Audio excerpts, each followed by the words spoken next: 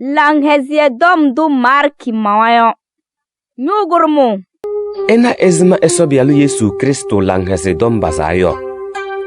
Te bazeze pamauloyo du ezaita kayadayo. Pamaweze esohi ebialuze. Manjali mindiu ne nyoz nyanmo. Te bazero rase pamo kadase. No zuzula kudaze. Ponyo zegebolo numu. Na bala na kutoze jamii.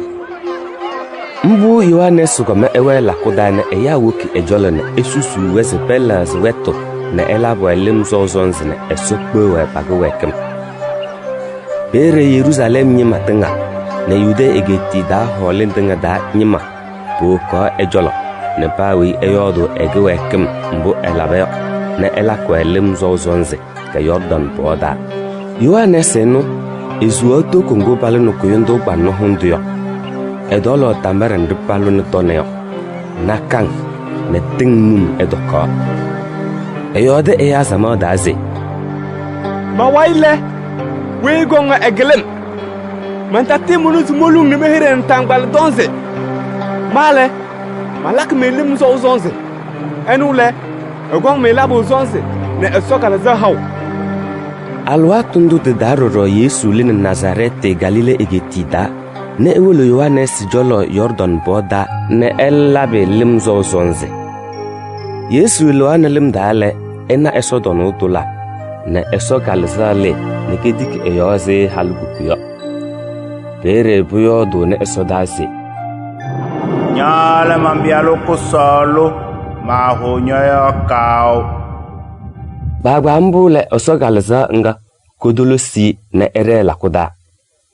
Echa bere yakin ni naza ne ganya do Satan wul ejolo ne edakoi tetegbena hekoda ewe ne esodi ya wul ejolo ne passing ne paru Yohanes salaka waile Yesu wul Galile egetida ne ebas eya heyu esolang hese dom edongoze leleo alwatu dalaze esoge wioko biole elazweto na edise langhezedom kaya kuna ku Yesu jolo Galile tengu begedale enokwa basba ya nale Simon enu Andre kolo wabiu ele eyawe ne heiweze eko tengem na mambeseme yagba ya ezegba ogbagwasio bere badi ebibebiing na patenge edaso bu sinda bazele ena Zebede na ebiala Yakubu na eno Yohanes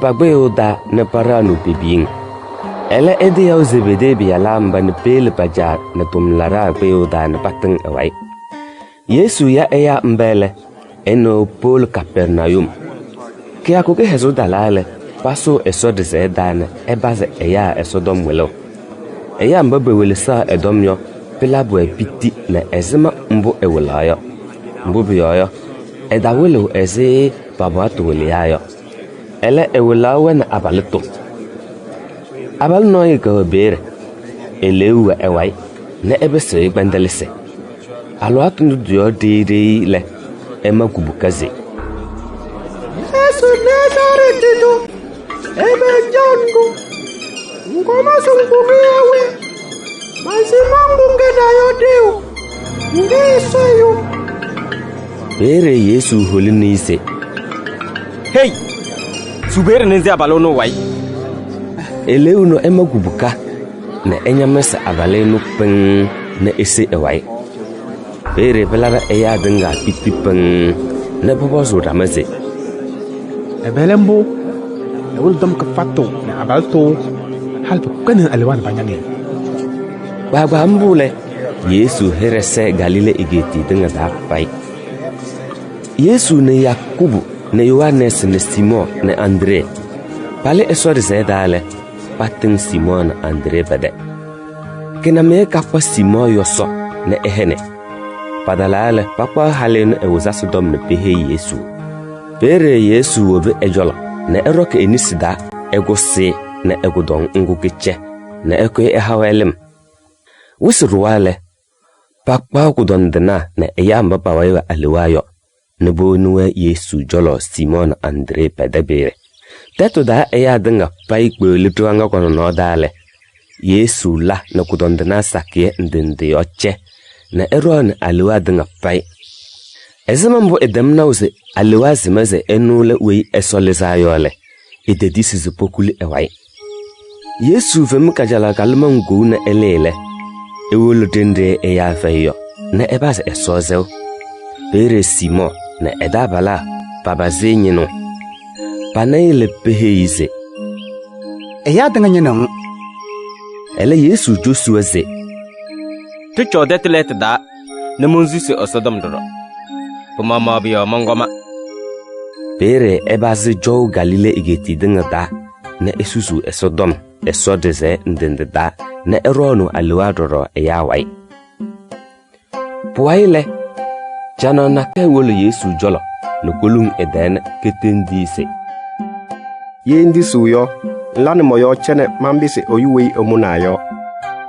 pere kodom labe Yesu budo de peng na egus enisi na etukunega na ehegeze mendisa pese yuwei emunayo ele chananga koyoti jebo na kabese oyuwei emunayo na Yesu heise ere ele ekanyu daze da heido noyo ele wole jojo jolo na enezinyo jeba na nguni gile kuweze Moize garuyo ne bule ya dinga zinyo jeba erewele ebazi Yesu dom susu bale mbulabne ni Yesu tabezuze edasusu tetu na tu dakele pede kambo eya gele ejeyo pere ejala kuda na eya le no bale ne boke ejolo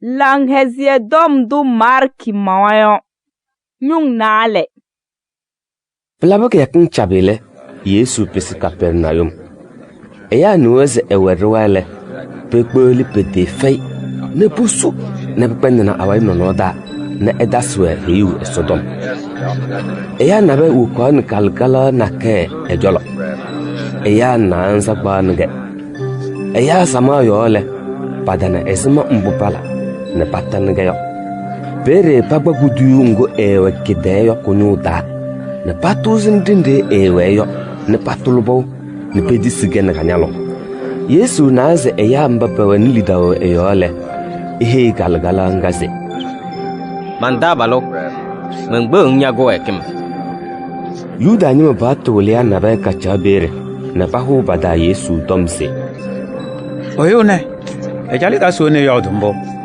ewa ke sohire abise kpekwe ekim ne batasine so Baba mbule Yesu teletom ndopa huwa bada mbyo na ebozweze bla bezme ho medambo ye mehi galgala ngaze mengbe gago ekim ya ka kwe ka kwa nyalo ne kere tinale de dale ndo de vegare manja mawule mize ayubi alwonu dung se ekpo ya bago ekim gedinge yojene pere ihe galgala ngaze kwe ngbanya nyalo ne mgbe na ka kwe gbagba na ka kwa ganyalo eya dinga esinda na pochon ga peng negare panaga mbule pela padanga pitipeng na pasang eso na botongze Tuyo, tidak nada bu Yesu la bezu ne peleso. puaile Yesu le na ebesi Galile tenguno na eya sakiwolo ejolo na ewelwe esodom edamana erole ena alfe bialu levi eja edume da tike rumia te ihe ize kwendengam ele kwene etenge puaile Yesu na edom belkia ne tike mu ya sakie ne lalamba eya gbaka weze pegege wekem larayo polo levi de ne pacha do nor doye pide eya mbapa dengayo parowa alwa tundu Yuda nyima bato welia mbapege farsi mbeda nyimayo pana eya mbane Yesu potokodo no le popos edom belkiaze Folabensimne ne dikemuya ne kwa kimla ralala pepen bodoke Yesu ne mbwele ejosuweze de kala fi de na bobozo zebol verade kudon de na bobozo zebolo de kan baba mazo zebege gotozayo pa wa mongoma Elem baba zamba dizibege gwe kem la rayo pa wa mongo meze pa la zoweto. Ka kuna kuyo lim zo zonzelaru Yohanes tom belkia na farsi nyima bo hokono e Sodom yo pere e ya obenne bobozi Yesu se Plabezem farsi nyima tom belkia no Yohanes nyima bo hokono ne nyenya nyima nya hoko pere Yesu josuweze Emozuze mbaba ya wa halakba ya gazandurire yo pok ba cha nyose halugo falu walo senda yawe bela kambo ele bogon lezo walo no be koda alwat na teo te da bogon no hoko Yesu taswe heyuze pa gba ko be sawgo falu hola na botono wonu gebe no be de kambo bojo to gole hola nga gazo no kohomgo negetes jeo edaswe heyuroreze pa suzulum benwi edo ayo eda bede kembo pogonze bobole pe yasoi no zulum we ki bipeda taim ne benya la zayurro ele benwi do toyo eda bozu ke akuge hezo na kuwiye Yesu na edombel ke aborongo hayim na buda pa hay dono na kebda na edombel ke ya belo na numo ne bonutu na basalo dononga kawezi amaleo pala kambrile farisi nyima nawe ne bolo behe Yesu ze chona na nyodom belke ala kombo aru Moiz batu das bata alke yakuges wiya ere Yesu bozuweze yembo eda kaldambo David labage ya Kongo nyosi jaye ne da balawe yawe ezo sarada ne to dindimu wona ba haiso ngube veze na be to imne bedeko jojona ele David gbae ne da balabo to alwatu ndole abiatar ge keno jojona nyodo puaile Yesu daswe heyuze parogi yakuge hezuze puazeyo ele badale yogo yole eyo bialuzim nambubo eze palage yakuge hezuwiyo lang hezie dom du marki mawayo nyung na dozu puaile Yesu drane esode zeda beso buyendele abal noy ga obere enisi chama eyamba ba obere yo pochong ni Yesu ping sebanese elakne eyo eno eyoche yakuge hezuye ya elake mbubi yo panyina dom du bawana ne behiwi se elabdo mie ke yakuge hezuye ya bere Yesu he eyenuse kwenzenga ya hekuda jene ele ebos mbabo jong na yose tabot dale ebe bu muna zabala ke ko gehezu wiye ke bandona ezato paye anyung na bakwe ele bodo solis bojusi bere Yesu banagba na echone pesinda pe na ehoye pesine palang bezie na ehi eyuwe enisi jamayose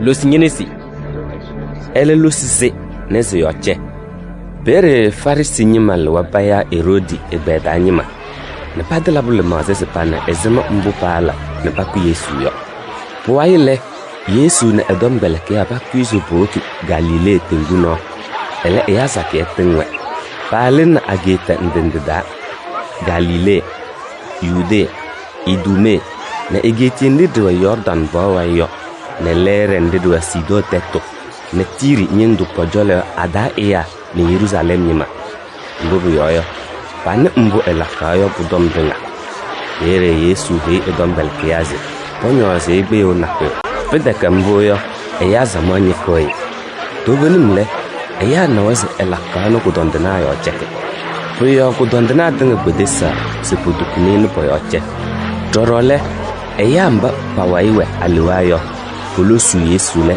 aliwa tuwen ku kibulungu ede na ba makubusise nge esobialo ele Yesu bawe sing sepada hei noyo mbo egenayo puaile Yesu pabuyo pere eya mba ezolayo sibol ejolo ne paba wolororo pobele elizabada eya hiuna nale sibeke ediya ele hei weze meliweze ewe monjon ne mendi ume na ezusu Sodom mahami rung ne orona liwarro eya mba elezeyo pahelayo Simon we egome hereze piayo Yakubu ne ne Yohanes mbabege Zebede biala na ekuma hereze Boanergesio Podobuze Taudilubia André Philippe Barthélemy Matthieu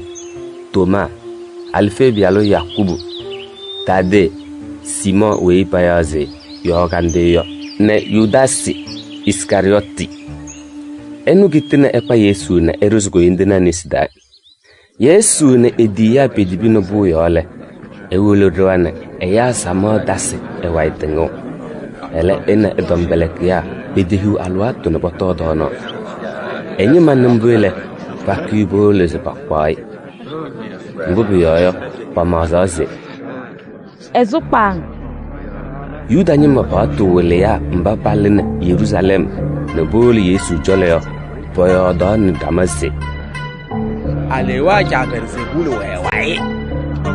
lalaze Alewa mbaba jarung orono na alewa. bere Yesu yawe ne etuwe aduaze ezma ganya do Satan bezo orone mamade yege wiyo na kewene kada anyim yune ramoyo kala zo yoko ya eya wara na keda ne boyo na ramoyo tanga kala zo yoko mburo ye ganya do Satan yune da balagoyo ege wiyo ela zo yoko pocho no yulo emele wei eurunyo dele boeze ebeze ohoke jamie na bocho ebeze pa wondu ewele si jamie to vonumle me yumize kwe kumbo ya labayo pa be rozma ya pa ke so hirezma yo eso bezo ekpewe ele yo ewe ke so galza hirayo eso ekpe ikaw ego ekemwa yo dam Yesu yodombu mbobiyoyo eya dongoze elewe ewai Yesu yodombu ile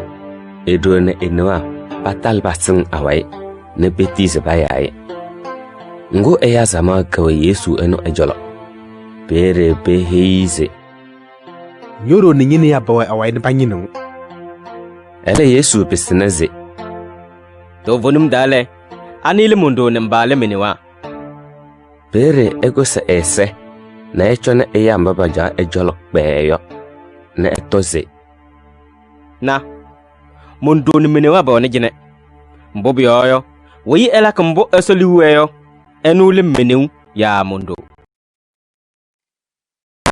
Langhezie dom du marki mawayo nyung nanza Yesu dasa esodom zusu Galile tengu nole eya kpele ejolo sakie peng peyo egoya ekpagbe odalim yo ne echa ne eya we tengu no ne ewolo edom sakie ne aduoda ne ehe iwese ewele si jami nene abanno wonambune ewele dono bemizo hayimda emizole leno tolnumo no nzumasi tizo toye peleno nyotole woyo nezimambu tetu delimile adinyo wose gomzinyole powole mbobi yoyo hosi deti dete peleno tol banzoda na nyoze be pajamiele banzolote ne bida bezololo peleno nyotole dete gabandoda alenyo ne bobole den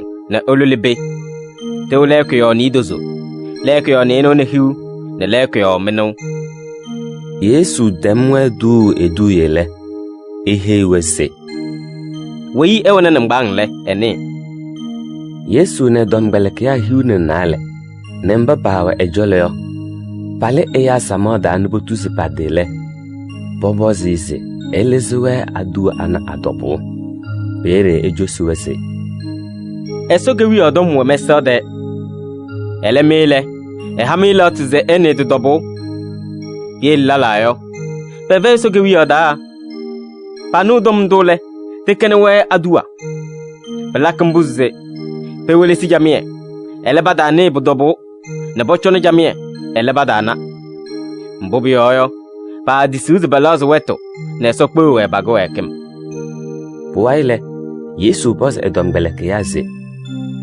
Ye edane duir nur dobule. Ezma lakne ne le no dobuyo. Pere elezwe eduye nde tridobuze.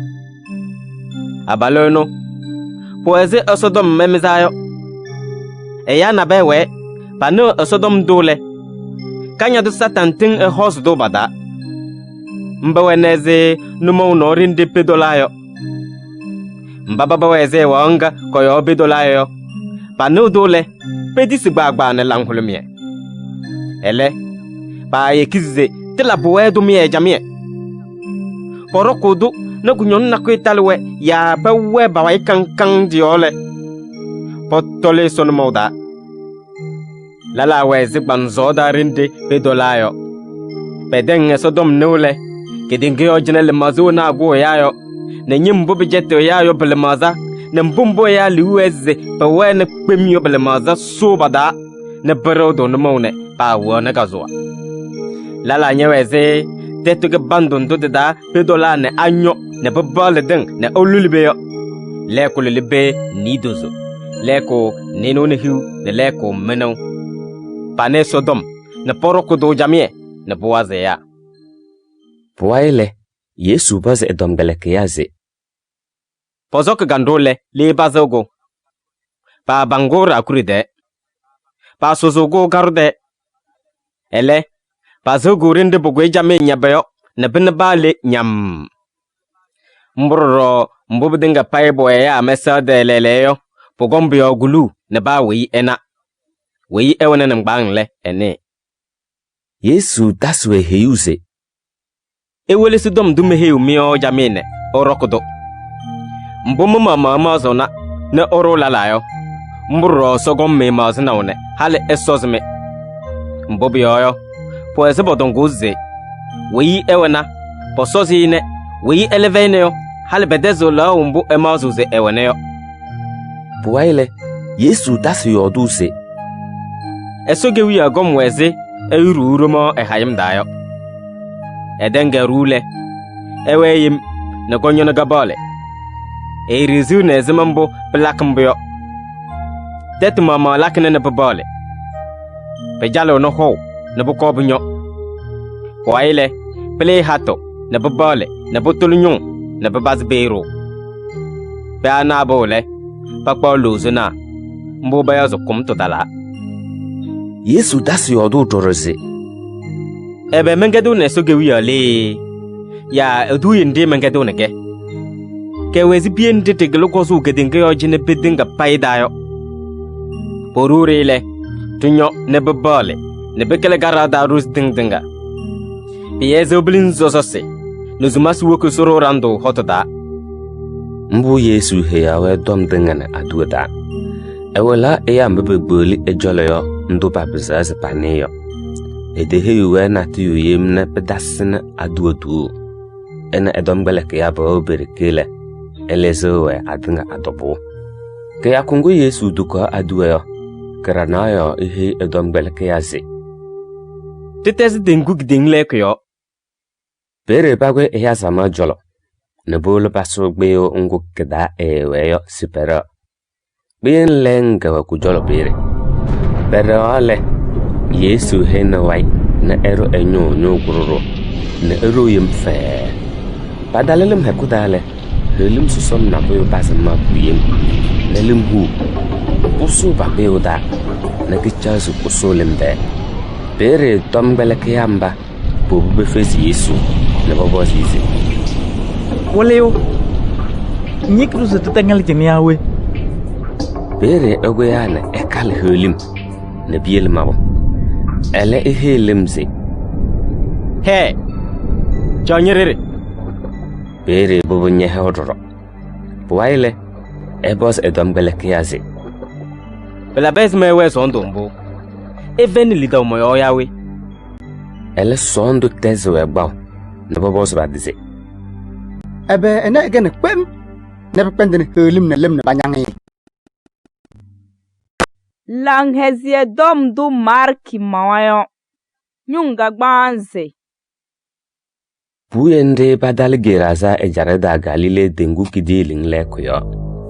Yesu le no gbe da na itile abal no idelo no blanda na ewulo ejolo abaleno alewa gawe ewai na ewe blanda baba hokai ebeyo ejakobo bewe ba kange base enangbanzida ne paru yung base ni sida na eboto badanga no fei se ebezo edom awe echo belang no bungboyo wusine dro na ema kugubusi na ehedo edenabe elusi Yesu bolindale ekpoisia na ewolo elung ede pere Yesu holina aliwamba se ise abalono wai ele aliwamba bamukubusi se eso nabi yom tali Yesu anansue eso dombele ditendel senda dudoku yong pere Yesu boziwese bayamizuo pojo sise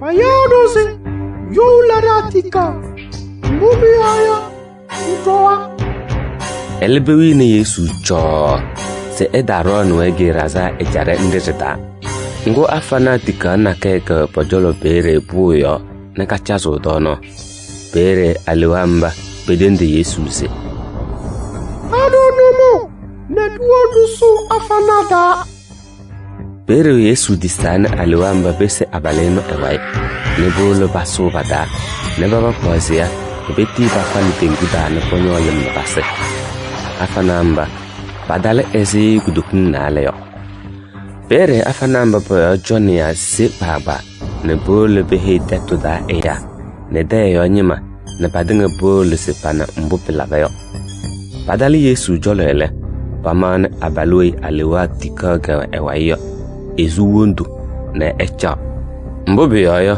egbangjeba pere sonto bawe ne mbaba we ne paneyo bekede mbaba daneyo mbupila ne aliwa se ewayo ne mbupila afana royo pere eyazu Yesu denduyo se kwebe jarada Yesu obese gbagbe udale abaleno etendize edengaye na ewe ejolo ele Yesu kize na eheize besinye de nyanyi jolo ne ngedwe mbo kebalo na nyabododie na labangyo erewale eba susu mbo bedanga Yesu labeyo tetuhu igetida na eyamba padanga paipa noyo pelabo epiti Yesu sugbeo na ebesi tengu kidilin leko yole eya sama kpoli ejolo limno pegedale esorize nare da nyudu susowe bayaze ya yurisiyo etali Yesu jolo na elum ede na ewe ni cho se ewolo etene ebo abela yo nisi na koyoche mbubu yoyo kajasebo pere ene Yesu pagbanu mawzuboki ede perale eya saketengo bawai na panyeko rama na bekpendo ni Yesu halu noy gawe eya dabere chalum gawe bikwenni na piche yo ipeng pinzi hiu na nalo ejo vera ndendede na bene na eweki elidi yedanga ele egodon date base ke dezage tezo eya yo do ezema Yesu la kana godon na yo cheke yole haleno ene na eho eda pense ye mate buzaz mehu edoko ne mundukunayo moyo gecheba pere eso eya dana ewolo idukune Yesu dokuna ewai ne chalem bubingane yo peten zingo na enaze eyo jeba ele Yesu tena usipune le eyo na ekeze edene eya samayo na eboz wese adukun mondoko edombele ke ya jusise na eya nyaka mbone ndano bozoze adukunang pere Yesu John ejolo pe se ena wei edukuniyo haleno ena mbo belabe yole elangiema na ena ndo bazabau na ewolo elum Yesu de na ekade edom tenga ele Yesu heize membele lidangungwe ne moyoyo ki abanyanyu kwemne langhezie nyago donje bagedenga Yesu yo dombele peti na ben ya yurisino ede sibole be heize nya babelo seba taruli ukunyonya mfala Yesu nembele ehe ya yurusise nyalange dama nyitengwe ne lidaw pere eya pia ne Yakubu ne ne Yohanes sebase ele edele zelala ese padale ya irusino edele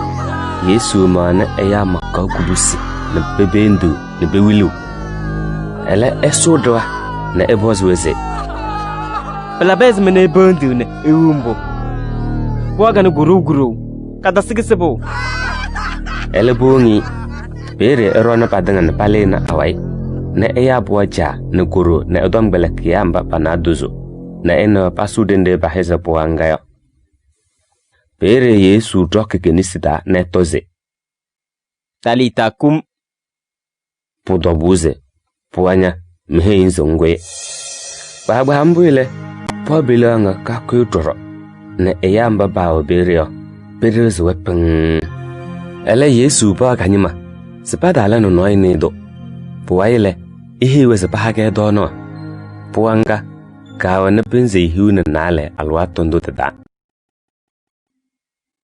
Langhezie dom du marki mawayo nyung loro puaile Yesu na adom galakia ba kuidende ba weyo ne polo Nazaret de tondo tada echane ebalio pedaloge yakuge hezu yele ebaze Sodom susu eso de seda eya sakiene doile pelabwe bitina botongze le elong no eyane ewol ne eyane elaka so hamalakase ptek enolo kudunga nawe ptek enola mari bialo ya ptek enewale Yakubu ne Yosi ne Yudi ne Simon ptek dane enewa halanya matuwane chene yo palmazana ayibinene palanga we kwezeng debe disi Yesu dom bere ihe wese panyang loyo do bale ele edeto ne elire ne ohoba da banyange mbula benene etabezise ela eso ha malaga sesakie ele kudondena apazio edene nisi ne boyoche bere ozi ne ezema mbube fe ne lidao eyoyo puwaile Yesu chote tujibetu ndende ndodo wabujole yote da ne ewele ne ihe eya esodom bere eya edom beleke ya hiune nale ne ehawe dung sebabe ne poron aliwa ne itiwe nale ediawele ihe iweze ereole orokraw ne ele na tambala ne su wonu gormo eda kwa na be ne pedasnebo eda kwa dono ya huyu ya lidie eda so ehe uze ye wobrunne pamumira na kedale echa bere ne boko besene gya kongo ogoyo bere ye na be eda mumiroli ya padane ne mele ikpizi we men ngbanzi omuzo nere ne bolize ogole wona yebo ne bazoto bere Yesu tombeleke ya mba perewan babaze eya esodom susu sipela zeweto porono aliwa eya sakewai ne pata gudondena sake numne pagudomeng cheke alwa tundu Yesu hirese pale ne wiyo Herod ne edan ne eya la tonze lemzo zonze la riyo ana sivema mbubyo awenu dung na elaka eso hamalagase lalaze loyo to eliwe barangayo onu komna ne la nyotondoroze londa loest na da noyo Herod nimbule etoze manaze lemzo zonze la riyo ana siwemi bebesete enguwa enovimna tovenimle emama eyebina ne bakpa Yohanes pohoke ne baro salaka elabambuze bekedna eno Philip halo Herodiadi mbobe yoyo Herodino elaine Yohanes heize dahanumoze ngbanyene halo bere beweza halinu sing na enyinuze eko Yohanes ele Herode yoale etabezo wiyo Herodi sewa Yohanes na erango eyo mbobe yoyo ezemeze ege esonyinuwe edozayo eyo do dom na Herodi nole picheyo ngu eluga weze ewili sine sing wiyo Herodi lolo kazando ke yakudalale eya egiwi adasosa ne soja na sosa na Galile ige tinyundana kazando ndo de hana halono ware Mbobi yoyo ebele sudende eya jayo na eba na pelawiyo Herode na eya mbalile. Ere Herode hebele nusi. Pozum bunzola yo hangbo. Ele idu eya danga esindaze. Pa mangu yo holo mbosam goyo. Hang. Ere beleno ele tamie na ewolo ebos Herode. Mombozi ebe. Ele chusize. Pozize hang limzo sons la ru Yohanes nyo. Edebesiwi yo jolele ihe ize. Monjose ndu limzo sons la ru Yohanes nyu nyano dalelo lelo njelm. Wiyo Herode ne dom doile eda dalilin. Ngo edema ru agwamadanga esinda befeize kizi. Pere edidi esababe leluse. Wolin sati Yohanes nyo na ngwana. Ele wolo salaka dana ezetogo. Neru nyana dana wone chelbeleno. Ne ele woni cheleru. Yohanes tombeleke ya nambele. Polo bakwa in bibi. Powaile Yesu di ya bisibe kweli ejolo. Ne bekade mbobedinga pai palabeyo ne tom du bawlayo. Mbabo ko ejol ne pere yo poro abede feile. Ena edom beleke ya pedehu numo sipoto dono. Puyo ihe iweze. Okor kezra di dinde ya veyo nere hezbaze. Pere baso beo das pero. Pero ale eya saki yolusu na basing me gbagba. Pere bagbaze ya ne teto ndendeda ne belewe dalu dinde bu koyo. Yesu lenu beo da ne tile. Eman eya zaman belabe bu dodi peng. Mbobi yo emazo na wene hemwi evena ndiyo. Pere ebazo welo esodom ndende. Pugamda na yo le edom beleke ya wul ejolo ne behe yise. Lele yo wusbema ngunyi te ko da we ye buebo lu te yo na tetu jibetu da na ba to no boto. Yesu josuweze Poez me ha no we do no mama. Ele babozi ise ye du obre ya to no ese kyak nasel to mi li de yo be talo ya we. Yesu heiweze. Iwolo wuli na mana ze tindima zema wana. Be wulale be heize tindima ka banze na kwagbasa na ale be wana. Bere Yesu heiweze. Ya dinge se pacha data nyeti yo chap. Pacha chap. Lala meno ne lala nino. Ele Yesu kwa tindima na akabanze na kwagbasa nze sinale. Ne paze se soda na ese sobio. Puwaile echi na echele edombele kiyaze patay eyadanga. Ele palambudoro na eyamba boto baha.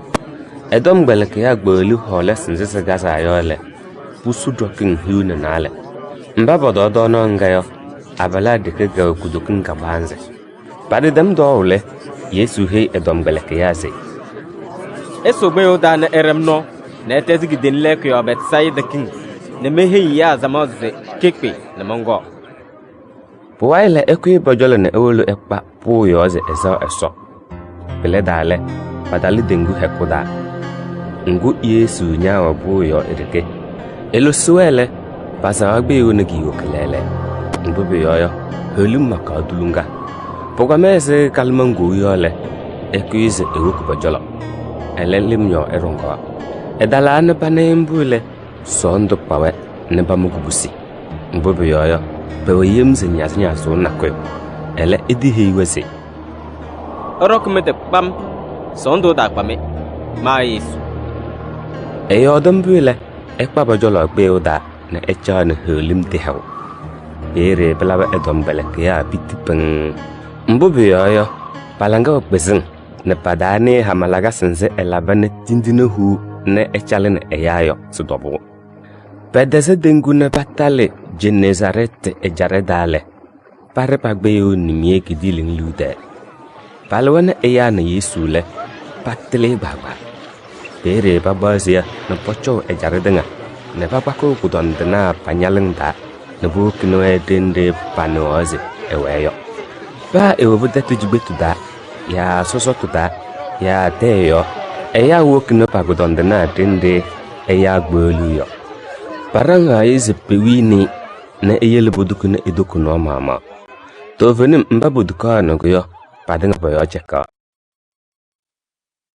lang hezie dom du marki mawayo nyung lube po waile farisi nyima na yuda nyima ba to waliya na be bal ni Jerusalem na bolbe gboli Yesu jolo bere ban edom bele kya la to ko do no na padasang beni seze paro bozon se taise paleo ngu farisi nyima na yuda nyima la dinga porok pojozo na sonze subozuze pasan jameen buchoboto ye balene ke yako na bodo solem yo ba doke banyalo jarase ne dresi ne nyu tuondu ne balak lagas lesi sakke ese chana udanye meyo farisi nyima na yuda nyima ba tulia mba bobozi Yesu se la bezmene yo don belke ya yildo josana zonzene pasangus buchana boto Yesu jusuweze den bionye memi mi lembe so do bodomne ezaisu do jamie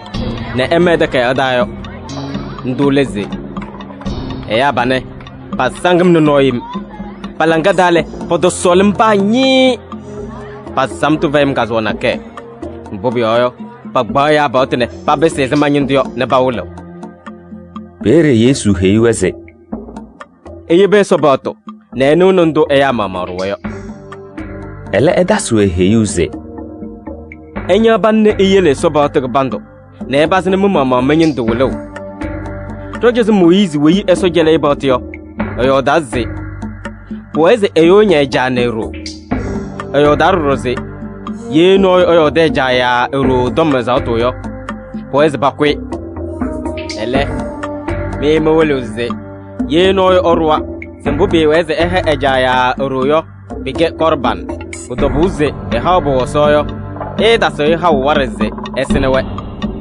mbo egbako mu josana sonsense erezora mayo newe ko ne sodom elakla gaslese ndende mburro powaile Yesu das eyasa ma gbolu na ehe yuwese medenga pai ewelisine ni mondom njamie na be veze bidiki eyda ne BBC esosenda ele mbobele ne dayo mbobisi unai weyi ewona ngbang le ene Yesu na odom balake ya bagwe eya samoda ne bekpele pobozi se eleswe eduye ndetu tobo bere ebozwese begbende ne mirro ne dabeze ne dom domoyodo yo to dobo nawe edani ze beveize eidokubo ne BBC yawe mbu eidokyo bidike lotida ne buchogulo mnda ne puolo bele ne dobo ele peso ele masada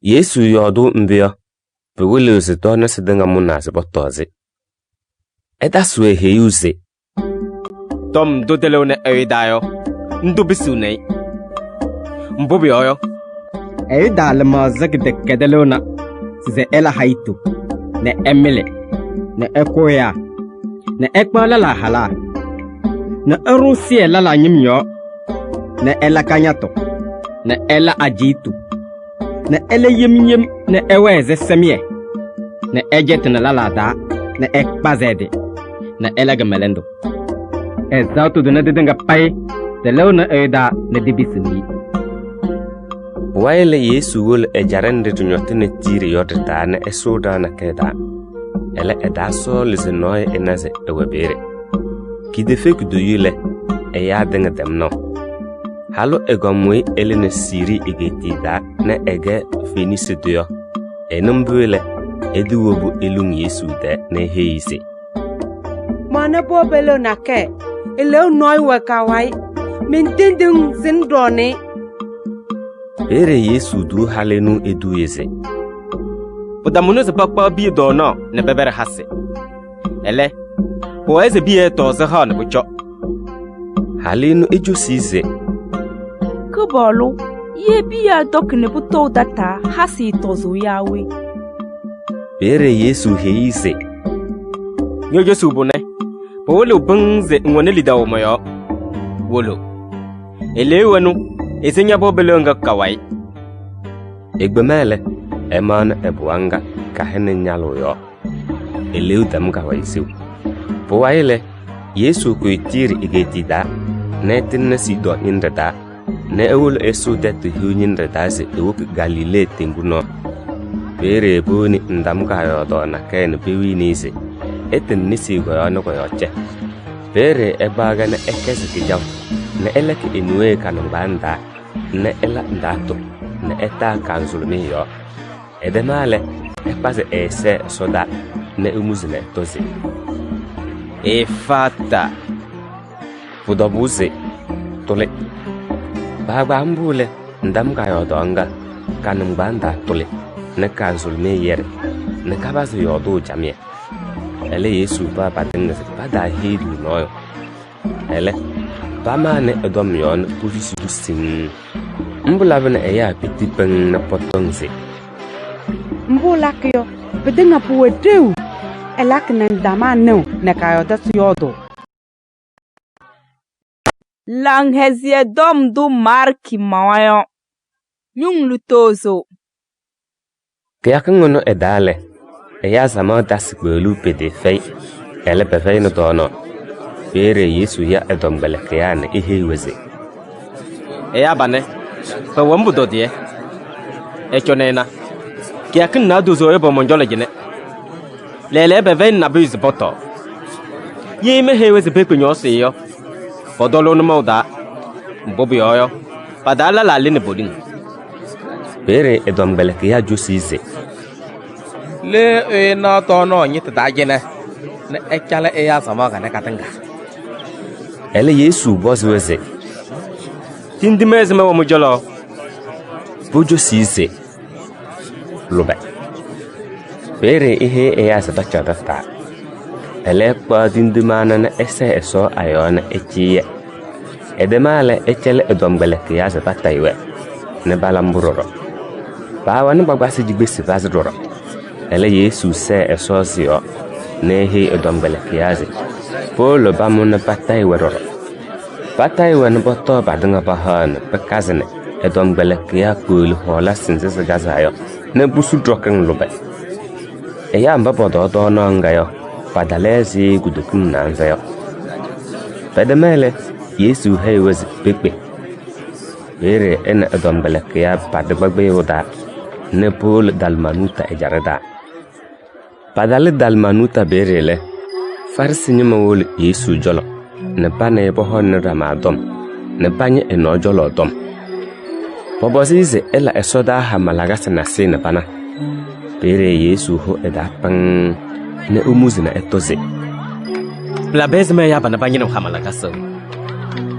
do bunimle me umize ika na hamalaga na se kao ele Yesu yebwe na ena edom galakya baran beyo da baw ne petesi tengu gidilin lekuyo pedesa denguile edom galakya ko sodo no yo ele tinenu kurum rega wana pojolo beyo da bere Yesu pa wese erok mi direune erode ne farasinya mapososona ele babas rama yo de nause yara da kwa dindine yo ekale rombo Yesu nembele ebozweze blabezma ne yodo ndameze edakpa dindine blabezma melanga wegbezingna hanno sono eno ewonese ele eno ewone nembang ele eno ezombu malabayo puyo yawe manji dindima ga banze na abala gudukin ga banzu tole dokin ezema da ogu hola sanse gazayo bojo size hiuna nale edaso ebozuze alwato ndo manje dindimo lobe na eya gudokin nanzo toyo dokin ezema da ogu hola sanse gazayo bojo size dokin lobe bere ebozweze ne blezmene hanno sono edatene deyo Yesu na edom galakya bedeze denguile Patal Betsaida bere boni yulum noyo ejolo nibiwi neze idukune na esekuli ele Yesu pa enisida na homi ele zede to gejayo na eli ndato na ta yulum na esa na etene nesi eyo na ebozise ebe no ele yulum kulu esa na ejo size mana ya positin yo porong Yesu dase inisi deno yulum no esa yole adikulu na echona na bedanga jame pai ele Yesu heise Dengbe ta besdet da Puwaile Yesu na edombeleke ya pa kuizo bo kitetu jibetu ndondo tewe Cesare Filipu tetu jole yotda Pale no mo dale ebozweze Eya mozu ze malane Bojo size Na bedonze nyele limso sonse laru Yohanes la laze nyele eliwe parangayo ne la laze nyele lois de nada lelo Pere ebozweze Mio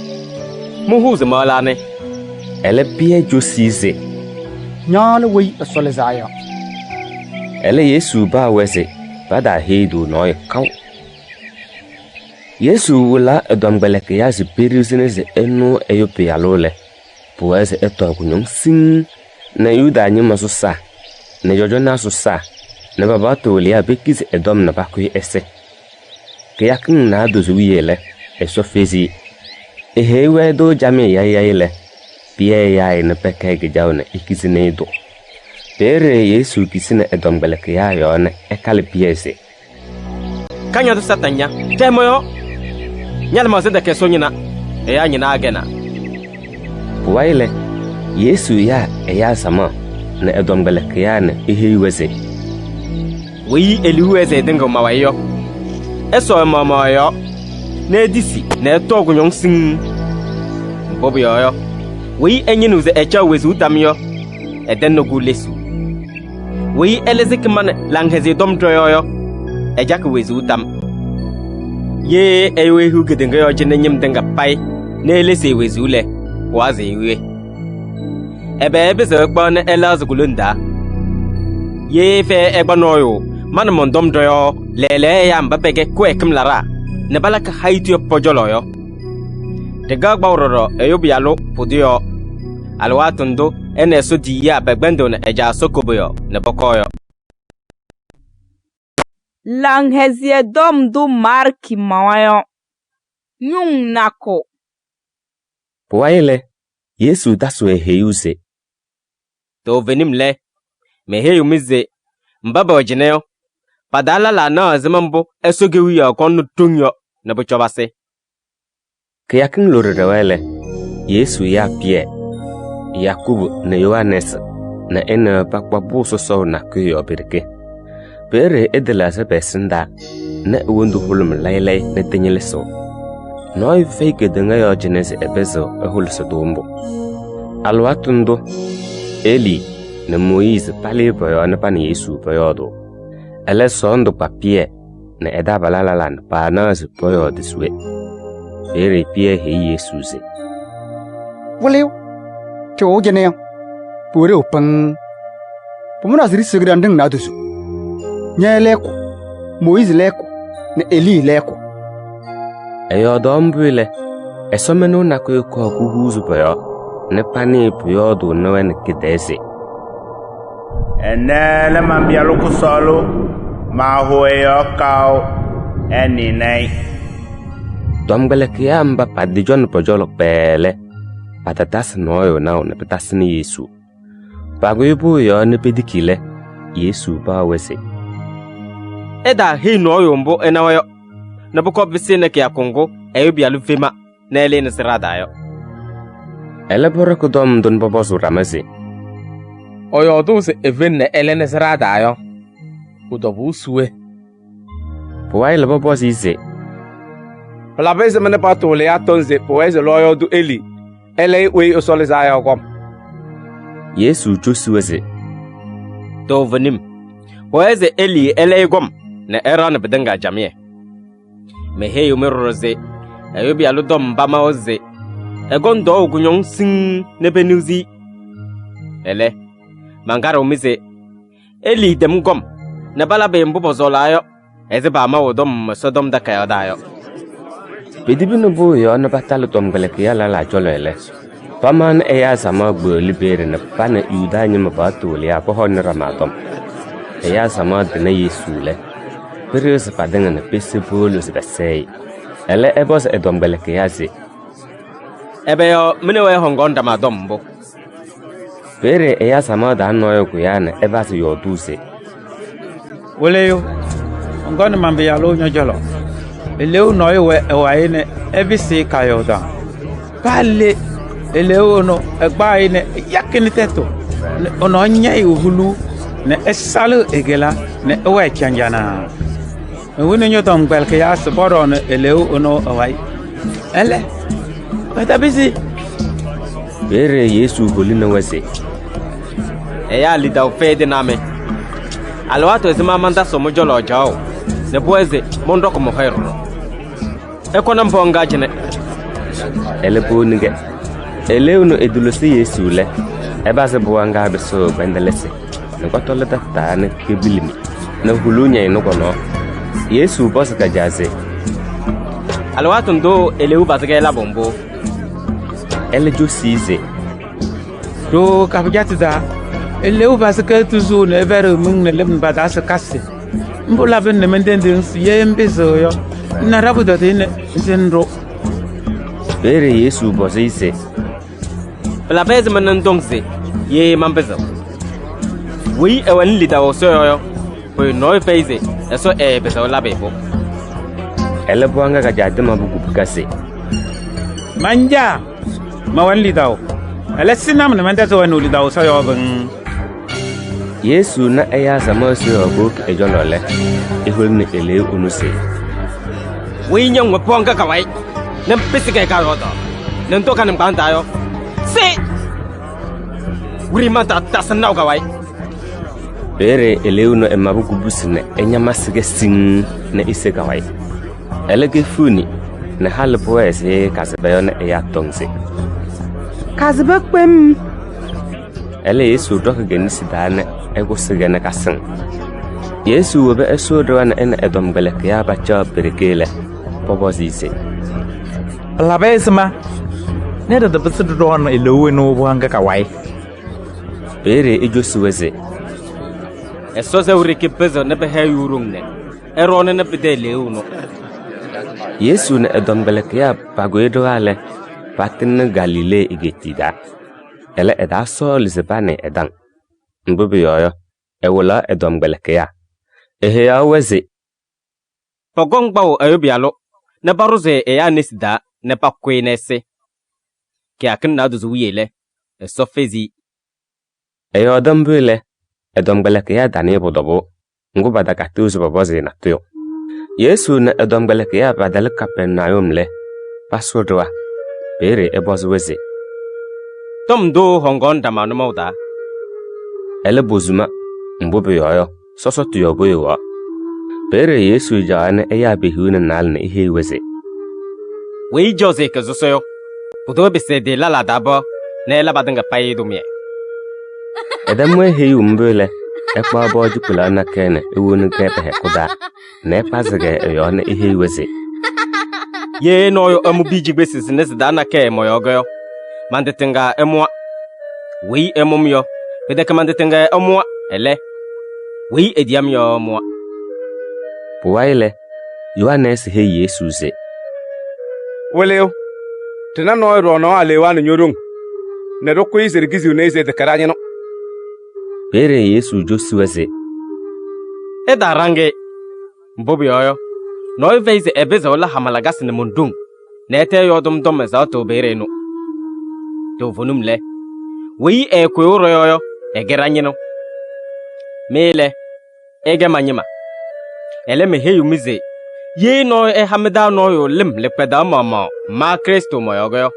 pa bele zama esogonge heyu bulunda Yesu daso yoduze ye no eba nambaba ne lida moyo ne padakpa ba ya beyo pada no la kwekem goyo pigli weweze pele elude piso se ne bo ne be perdenguda ye nyini si ekina sen la kwekem goyo citizen lo pigildo sen weni ni sugurumse ne nhuwezu ezi nwene nyini sinale ne so perin kunyong matenda tinde min eren kawyo pere sunzo na adoke yane azake kawyo ne min wei eren kawyo bewe ye nyanam banga ekna sen la go ekim goyo setigenen lo pegildew sen wene nan banga gurmo ne nhu wezu ezi nwene nyanam banz nale ne so perin tinde kunyong matengweyo pere sunzo na adoke ya na azake kawyo ne min wei eren kawyo bewe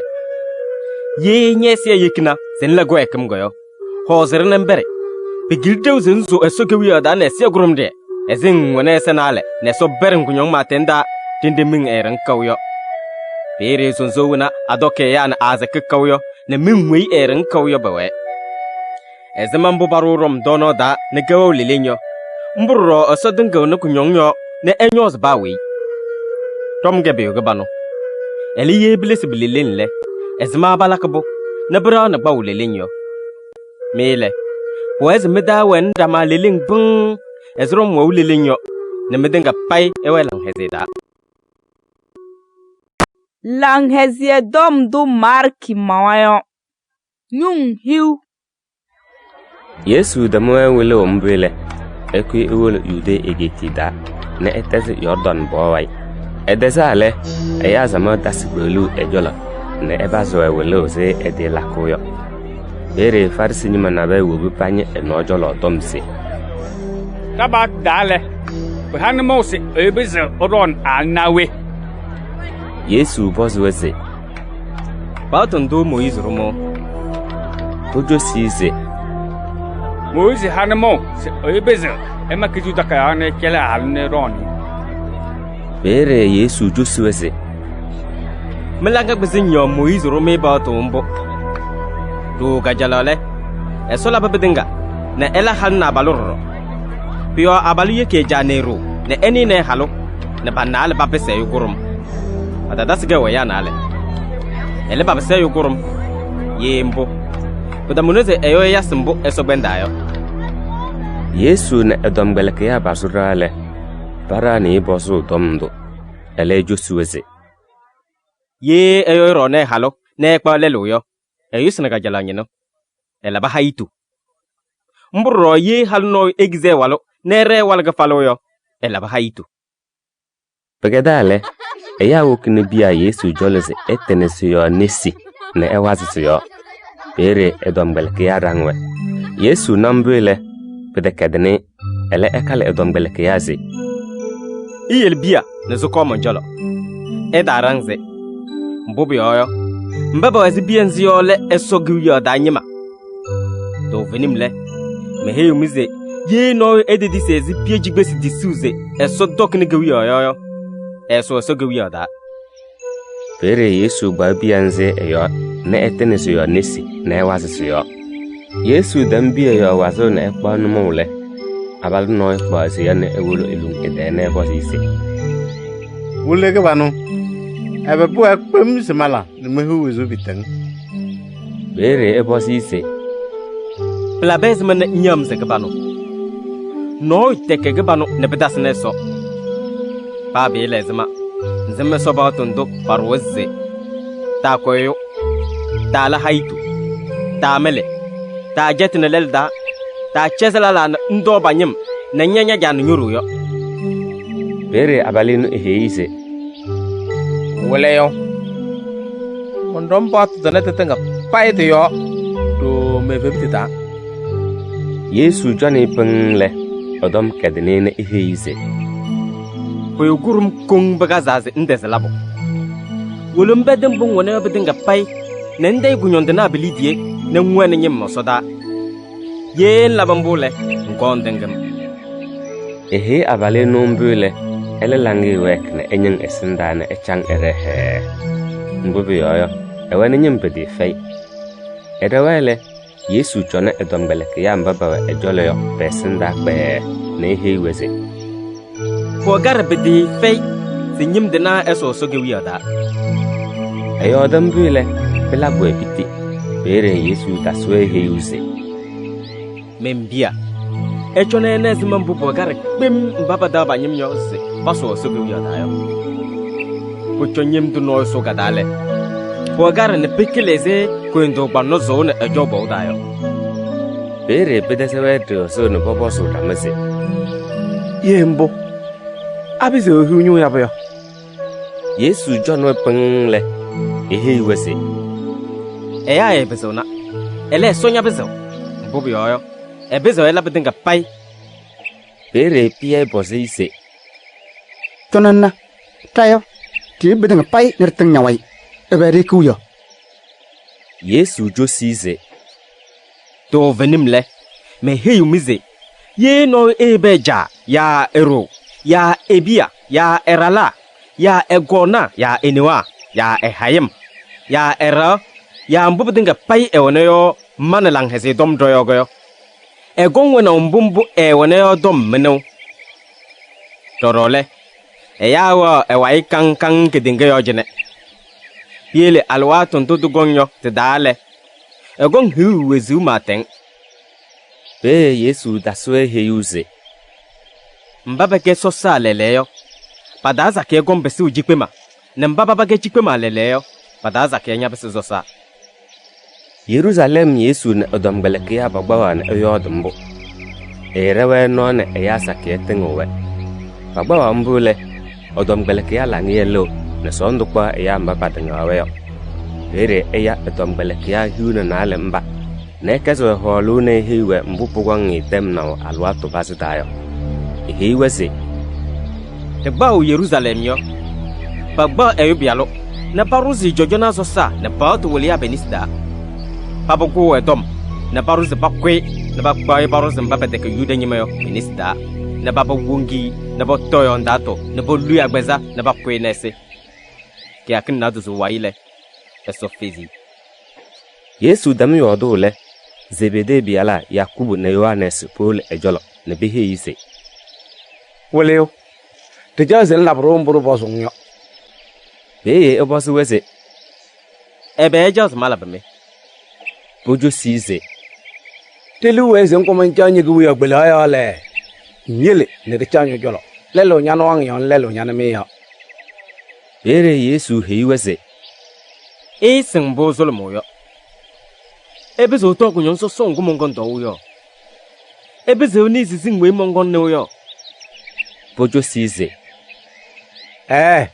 tebe zo togo Yesu besina wese to venim egon do kunyon so songu mondok yo na eni sising we mane yo ele mane wanyo ne mane me yo jaw nyindole bedeke mahano no mo mbeso liweze pachalo na dayo mbajakna Yesu dombeleke ya humba bagazayo baba nimbwele padawi na Yakubu na Yohanes bere Yesu ya padanga ihe weze edem zimze mbabo jonne weze bege awizo sonoyo mbonutu ne baje danyema no so sanya wole we burungdoro mele wetundo te da we mi hekuda ye mi da no ejoze ekezo soyo podo ebis mudum laro ye no ejoze ekemunyo doyo podo ebis medenga miyom mbobi oyo eyubi aludo koze eya labe domie ele gomze ele ya domie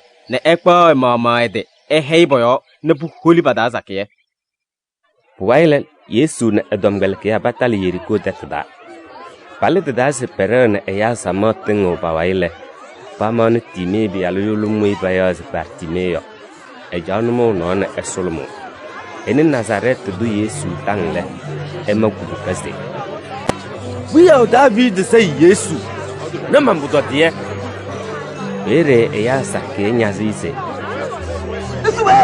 esuwe elete sukuka mabudungse wiya David say na mambudo die ele Yesu sinna etose bayai ne behe yolomunuse nyaban nangwe Yesu yang bere elo edokuzo sone ekwe paka ne wole Yesu jolo edalale Yesu bozize njaza malabangwe yolomunu ejo sise kebalo la ne mesekuli bere Yesu heize wolo lidangungwe ne moyoyo ke yabanyanyo ele ede basnauna etingu Yesu ai lang hezie dom du marki mawayo. Nyung hiunu gurumu. Yesu na eya samanga kadangayo. Ponyotana Yerusalem Betfaje na Betani poholo da so mimbuli dele. Eti edom belekia na alise. Iwole deti jigbetu ndudu wesinda yo tada. Edalole. Emakene barigbanga biye narie. No eda chadere yo. Egbezere na ekona. Ye no ebosumize. Pela bezme na egbezere le. Ihe ize. Keba lulu were. Ebeson de lele. Edom belekia wo bele. Paman parere numo no do anake no da. Ne bachas begbezere. Ele mbaba bere yo. Pada na be bosu wese. Ebe lak be yo. Egbezba nga bindi selam nuwe. Ele pojo sizi Yesu ge heyuwe yo. Ne beibu na berendre. Pada na banga biende Yesu jolele. Pohozu bundu leto. Ne baba yo na pecha. Eya sake hozu bundu leto. Ne baba no moda. Nlala po hatun du ba cheba hayim dayo. Siparu ikere. Mbaba wa Yesu senda. Ne mbaba danga ewayo. Kukusi.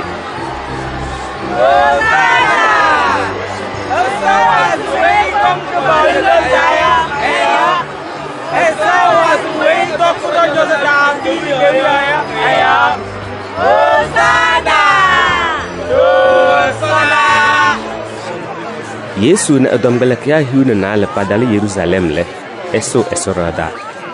Enambo bedanga pipe la kayo le ele na pere Betani. Mbobe yoyo usibedesa. Teuve menabali Betani detwaile. Nyosu Yesu. Pere olosi hiu pulinda kulobe kwem. Ne wolo kujolese enasi ye kululayo eto. Edale gedele eman hatureke kedalole. Mbobe yoyo bedeka kululu alwato. Pere Yesu welego paluse. Nya. Nda sololo no tole mana. Ele edombelekia ni domdo mbo. Babisi Yerusalem le. Yesu so esodra katadane ebatu donu pedia ni yara. Etuzili di yokia tabelna ne haluku pedia polisi neda. Ededisu no esolbe ne tenna esodra da. Ihe mbaba bere yose. Eso yodane pa mede ke daze. Man daga na ajebe ke sorze. Ngume mebesige melanyanga. Yuda nyuma jojo na so sa. Ne baba to welia banambele. Panyino numo nguba tin na bakwiyo. Pucho bezai. Mbobi yo. Tom do eyodo te keden eya sama bedi fei. Wisu ko rule Yesu na edombeleke ya bakwi Yerusalem be na bere. Devu madanan den berele. Edombeleke ya na hiungo. Kewulu wo. Na bakwen na gilila. Bere pie dozen bobe la bebe yo na otozi. Oleo. Tonana. Hiungo ngolo balwo. Kewulu wo. Ele Yesu hei odombeleke ya ze. Ewe ni lidawo osoyo. To vonumle. Me heyu mize. Ye no ehe bugu neze. Ponya. Pezi nengwele ndoli denguda. Ne ye ewe ni lidawze. Ndu oyo dayo telake. Ne edabote dagoyo. Belak mburu. Piyo me heyu mize. Mbubu denga zolo mo osoyo. Ewe ni lidaw. Sebabe lezema eha mebo. Bobo. Belak mburu. Alwatu ndo ogoyo ze eze osoyo. Ye mene noye ewe domgoyo. Ikpe budo. Pere meja we iwe sodayo. Egbo me mego ekemdoro. Ele. Ye lala oyo sunme. Ne ikpe we bago ekemgoyo. Meja we ewe sodayo. Ele ekpe miroro menyembo. Puwaile. Yesu na edombeleke ya badas Yerusalem beso. Badalale. Eso esoro kata dan echo. Pere Yuda nyima jojo na susa. Ne babato welia. Ne pegbe da susa bobe ejolen bobozize. Ahan no zendwane ya. Ahan warzen lambo. Pere Yesu hiwese. Momboso me dom gurum tu kong ne yejo samle me hemi we hamno semalambo yo. Momboso mize. Ati Yohanes ze ele ya lemzo zonse. Eso ya e adine. Ejo sinemane. Ele boyo dina ramaze. Yeri jo sase. Eso dine yo. ebo suruze ne beleze menere da modom yo ku yeru domse ya dine yo be kake Bahwa badambo mbobe yoyo bezewa eyamba se pasim Yohanes se egaloyo du sing elba bisini Yesu se te sing be elenyu Joshua se Yembo marma heumi we e hamnonge Lang hezie dom du marki mawayo. Nyung hune nale. Powaile Yesu bazu edu yeze Abanno wenembo na eso din we bobu ebe zolom yo Powaile ema golonga na chose na elerinde enya zawalem yo ema ro dilimiendere yo pazengo ne pefengu yo edemele ekpa yaze pocho ne dingono yo na erenmo Pegedale tingono ebego yutale Pere oguse di yunoize olo dum laram baba jolo na emurirne ona Ti yuno edalale pakpai pammabe na borone ne ebesinda gbase Poaile hayem dono edasi di lelo goso ne eti ele dalale pamenyo na patoi hayem dono edasi dozo du diu ele dalale pakpai na bako Poaile edasi yaza ki diu ne pamalala na bakula la base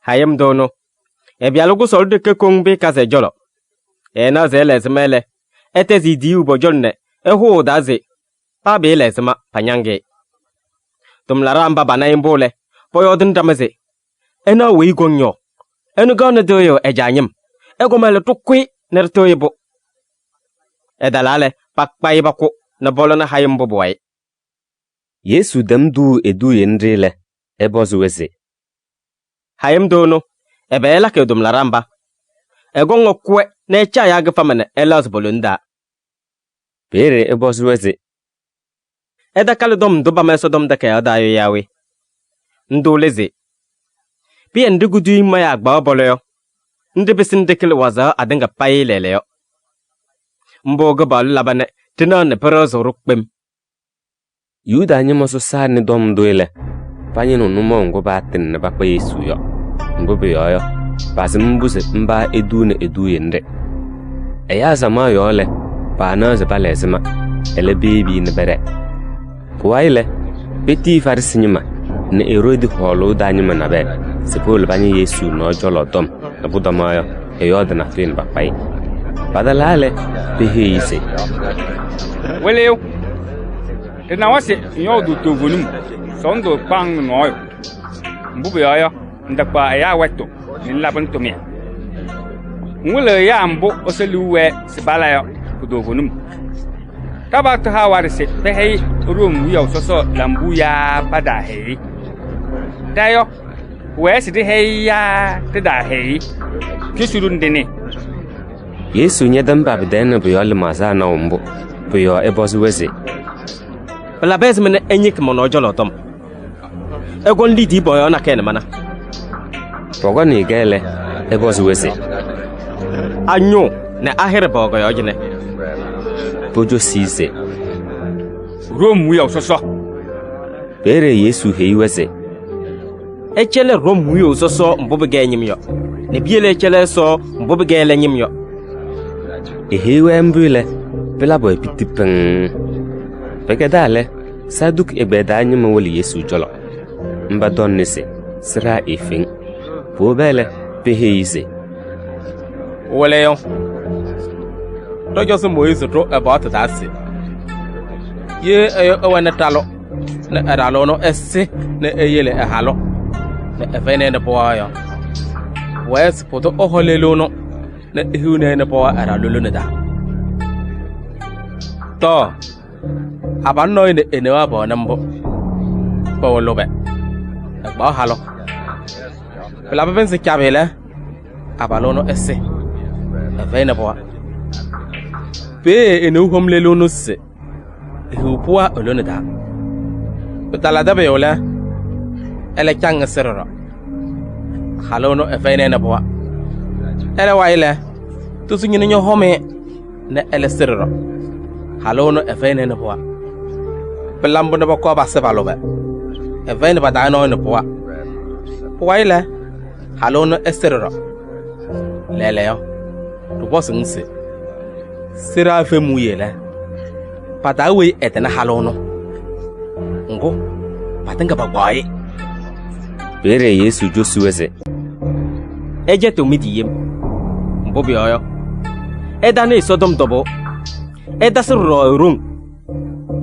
mehe umiz alwatun dusra venyo hal ba eda so hala na bala boze eso diya wo sodayo pla bezmen oton sesera ifing eda kal Moïse de ka da rende pama horamu minyo podom nawe eso heine emberze mal Abraham ne Isaac ne Jacob beso yole eso de kezra so ele wezud na nyine wogena e cheto me di yem pem Yuda nyuma batu wele no ine ezema mbu saduki nyuma bozo Yesu dom na ejosu wede yole ewolo ebozi ise eso batu denga dale ndu tekela bere Yesu josise Moïse ma ebatu de ka dase Israel nyima me etele seraga balo sore ke kongene ga balo sol nyaga balo so ne nyalange dinga ne nyelu dinga ne nyal masa dinga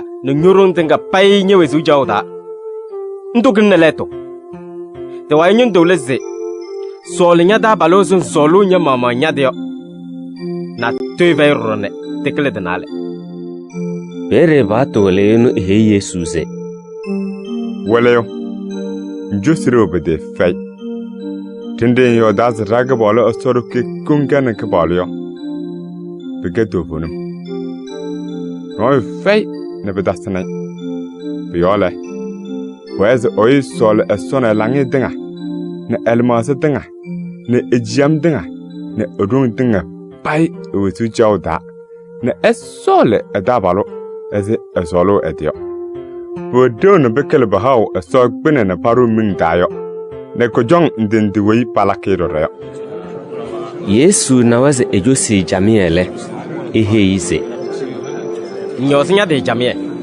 begaza base nzo so gwi oda Puwaile no dada sekatuze obase Yesu na teo Puwaile Yesu baze eya heu esodom esoradan ebozi wese Bla beze mene paut wole ya tongze wi esolizayo ege David zai ngo esogalzayi bene David yode editengaze ke balo so heimanga baluze jamonjolo lo ne ke bandada ne buko besena alwatun du moluzu nyugo indina nyede pemyo David mamanya wi esolizayo ze ke balo ezma da so go David no ezero yo eya zama welisa Yesu dom ne bekedo no ehe ya weze Erok meten bato woliya mbobi oyo pozoli duko na so sa zunu pocho pozola ros pese wen nyamto e yare bolida panyino rejayo so esorze ndende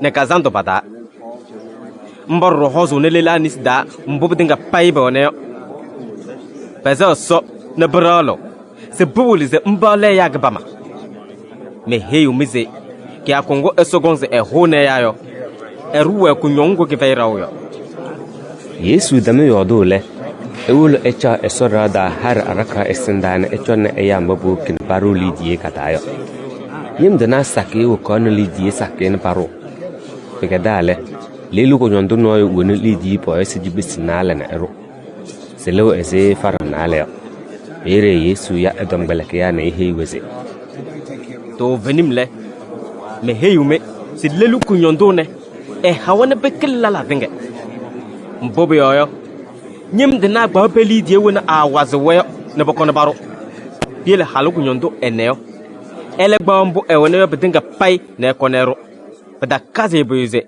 e yo dona mama lang hezie dom du marki mawayo nyung hiune na dozo Yesu lo esora dale odom belkia dale lu heise Wale chonen na peke bana wena bamantaru soganene kawere ubide feyo bere jo sise na ogezo noyo Pogon duzu bedinga pai ne bebere. Pe kazo be na re lere yo. Yesu yo dambuna eli Yerusalem le.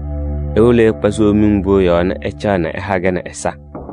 Buyende le. Pierre na Yakubu na Yohanes na Andre pananza bawa na ejolo. Baberke mbole pobozise. Heru alwat ndubu gala bombuyo. Nambubu gongwelo alwat ndubu denga Bible lakumbuyo. Ele Yesu ba wese. Ekpa me de jamie. Eda yin no jet mi yem. Mbobi yoyo. Eya zake gongurum ne behemize. Male wi esolezane etine miyo. Mbo balake ne beyile ya zake. Ye en yo dang mujolo. Ne behe umi bolinda nyengo domle. Sondo dakpame. Mbobi yoyo. Biweze belambo. Ele. Alwatu datalda. Puwa ze halu wazololone. Pawo yo. Ejar ler kuyo ler yo. Kewi a leke nyakwe leke yo. Ne det nyamsu holing dindida ne nyosele. Mele. Ekpame de jamie. Pogom milu agbeza sor zen dindida. Ne bo ni mi dom de hoye. Paya me ajanyun de nane awi zo sono pojolo. Moyo. Ne eke maser de na pojolo. Pocho alwatun do detalele. Poez pusu silang hezie dom ajedengda. Ye pagbame ne bo no dom de hoyele. Eda no zize eyo dizuwe. Ye bedalale. Eyo don do de pamadayo. Bobi yoyo. Eso galzauro no do meda. Pide kemujolo delona. Alwatun dole. Eya goyo ne bawul barala ya benewa mama se bakwe. Chana nyala ke bebi amborro. Bienze se so kwezi nyemeyo ne sella ne bakwe. Moyo ya denga gomme baro. Ele. Wi oro ko de jamie ne buko betal ke de zagya ku wiyo. Eso ya kenyo. Puaile Yesu daswe heyuze. Alwat na te egon non te yo ke wi e da toze so senda kpemyo. Ezindende be da muneze esinyo. Wi egalo dom dio. Pueze emaze ne eni do dobo jamie. Alwat ndo de dalale. Mbaba oyude egeti dayo. Pese bakwana bunda.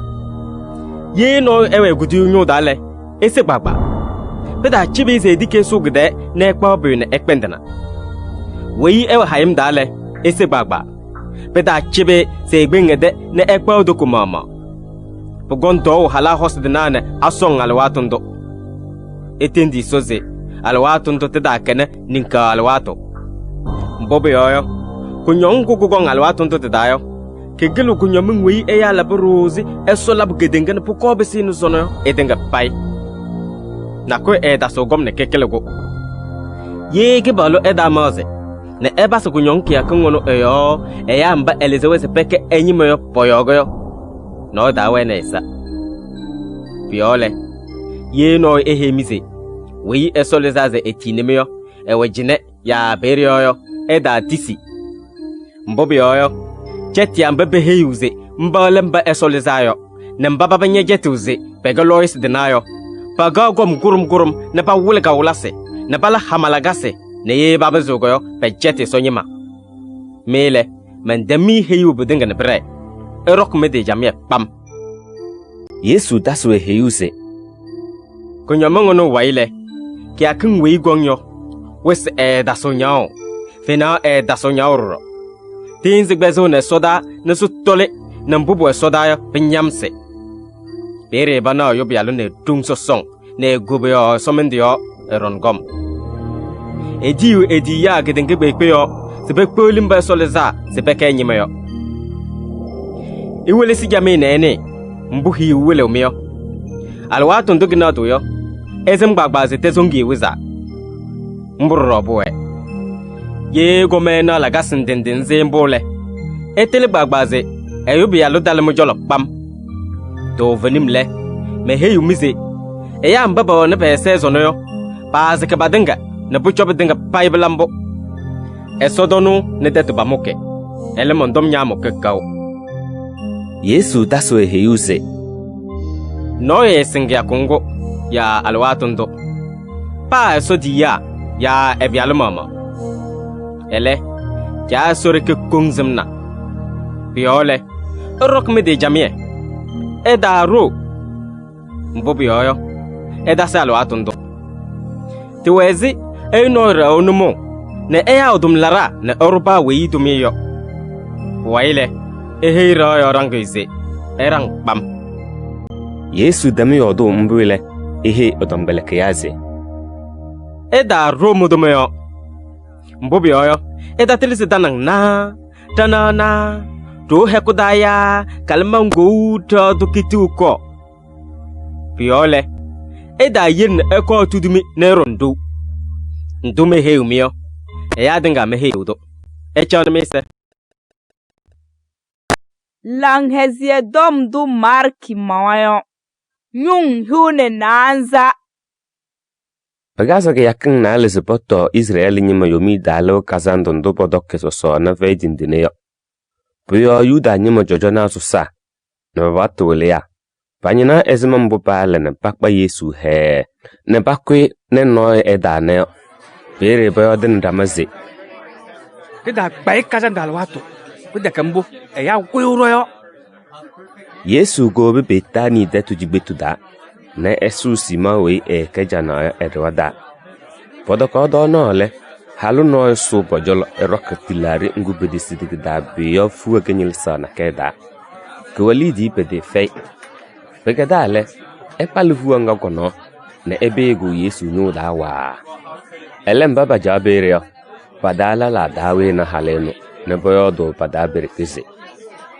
Halune ewe ko traringuna elo yemyo wazi iwe ye ba betuko kadare ese kyak nasu dusu tomili de yo na patek nyondana nawe Eleba ba ko haleno edom Bere Yesu heiweze ele halunu riu ebe aja yimbo mbo la bamyo poriu minu gunyondena ewana dam palu watu ndo so lagayo ebe zo sinewe male mawa mujolombo mbo halune ebezayo mbo laba eru de la rimondum noyo gbagbaze enyozge ne bochobe bimim do vonumle meheyu mize pa lebozu sulang hese domgoyo Pogon gedo mbo halone elaba moyo pudom ne eya eda soyo kaw Waile Yesu dombelek ya hiuna na le dawe bayaze Judas Iskariote yo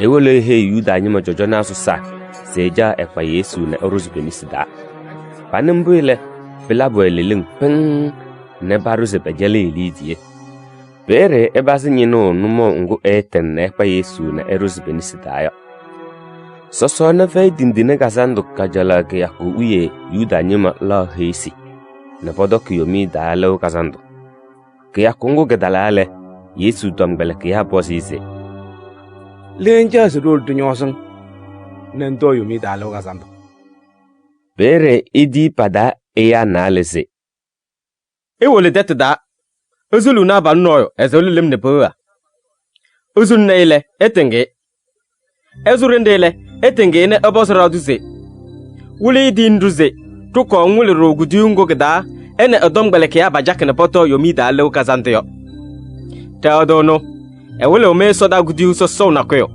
para no go jamie keda wondundo palakne kazando yo tedenga pai bere ela korodona Edom beleke ya dewe ne bole detu dale pamanezi ihe yuwe yo ne batese kazando dono bere Bile dale Yesu na edom beleke ya mba padalale Pajaase podokele Yesu heiweze Do venimle me heyu mize mba mi mana merja nordoke zono me da no gongam gbaw ne eruz go indina nisda Bere pedala edom beleke ya lilin ne bobozo e gurumze Mana Eneze Mana Ele Yesu josuweze Mi hun nale me da wei mana erdok nyana gurmo dayo E bi alo gongo yo gedenge yo jene ezeba ma odom esodom da kayo dayo Ele pudo wei erzo yi go indina nisdayo